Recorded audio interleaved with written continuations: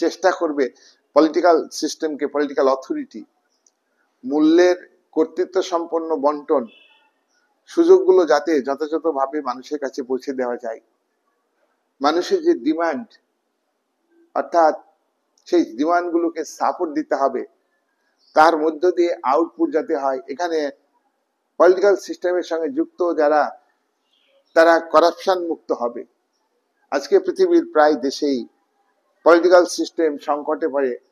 এর জন্য দায়ী কিন্তু শাসক শ্রেণী। সাধারণ গরিব মানুষ, খেটে খাওয়া মানুষ কিন্তু দায়ী না। শাসক শ্রেণী জনগণের অর্থ আত্মসাৎ করে, জনগণের অর্থ মিসইউজ করে, জীবনে যতটা প্রয়োজন তার থেকে অতিরিক্ত তারা ব্যয় করে। এর মধ্যে দিয়ে পলিটিক্যাল সিস্টেমের হিউম্যান অথরিটি বা গভর্নমেন্টের প্রতি জনগণের মধ্যে অসন্তোষ সৃষ্টি হয়। সেখানে বিপরীত পলিটিক্যাল কালচার গড়ে ওঠে। সেই পলিটিক্যাল কালচারকে অনুকূলে আনার দায়িত্ব সিস্টেমের যারা ধারক বাহক তাদের। প্রথম কথা হলো যে পলিটিক্যাল সিস্টেমের অথরিটিকে সেই প্লেটোর উল্লেখিত রিপাবলিক গ্রন্থে যে দার্শনিক রাজা, দার্শনিক শাসক শ্রেণী, নিঃস্বার্থ শাসক শ্রেণী,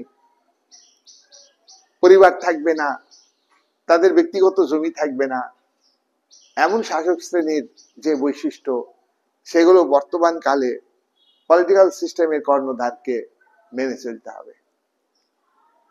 অ্যারিস্টটল তার পলিটিক্স গ্রন্থে যে অভিভাবক শ্রেণী, এই শাসক শ্রেণীর কথা বলেছেন, কি বলেছেন? রাজা বা তিনি রাজতন্ত্রকে বেশি পছন্দ করতেন।